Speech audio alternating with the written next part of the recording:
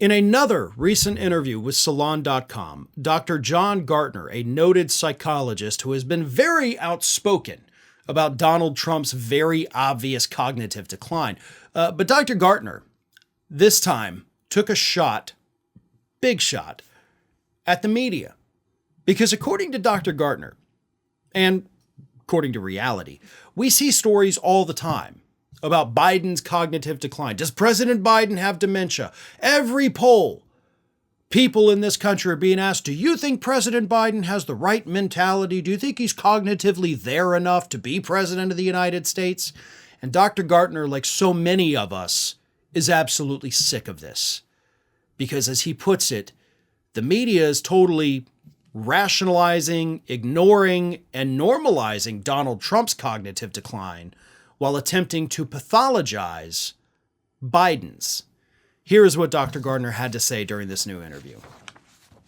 The press edits out the most disordered parts of Trump's speeches or normalizes his behavior with innocuous, euphemistic words like rambling. The press is pathologizing the normal in the case of Biden and normalizing the pathological in the case of Trump. It's perverse. Not enough people are sounding the alarm that based on his behavior, and in my opinion, Donald Trump is dangerously demented. In fact, we are seeing the opposite among too many in the news media, the political leaders, and among the public. This is a tale of two brains. Biden's brain is aging. Trump's brain is dementing. Trump is literally babbling nonsensically, and his followers at these rallies or interviewers on right-wing media are nodding their heads in appreciation like he makes sense. This is deeply disturbing. Sometimes I'm very cynical, and I just think that these media outlets are owned by huge corporations that are inherently conservative and right-wing. Sometimes I just think they're cautious.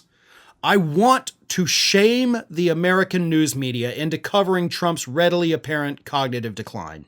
How much more evidence do we need before the mainstream media starts asking the question, is Trump showing signs of dementia? Now, this seems like a weird thing to say, because I'm pretty sure that if you've clicked on this video, if you follow me here, you know that we talk about this stuff all the time. And I talk about it because the leftist news sites that I frequently go to, they also talk about it. Salon.com, right? That's one I go to on a regular basis. So I do see it all the time. But I'm also not a person that ever consumes MSNBC, CNN, regular corporate media outlets, Washington Post, New York Times. I do read those occasionally.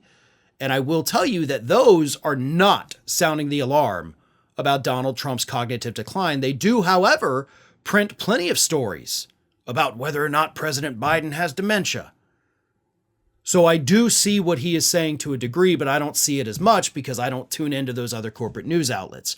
I do follow Fox News through mostly what I see posted on these other liberal sites, and they talk about President Biden's decline all the time while totally ignoring what's happening with Donald Trump. Luckily last week during the Robert Hur hearing in Congress, we did have three different Democrats, Nadler, Swalwell, and Scanlon, who did show supercuts of Donald Trump clearly in a bad cognitive state. So at least we got that. But if the corporate media, the one that normal people tune into at a regular point, hell, even their local news channels that are all still corporately owned, by the way, they have to talk about it too. Because they're damn sure talking about Biden, but they are not talking about Donald Trump. And I get Dr. Gardner's frustration with that.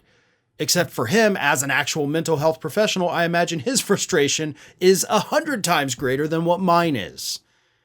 But Trump has very serious problems, and so far, the media has done an exceptionally poor job of talking about them.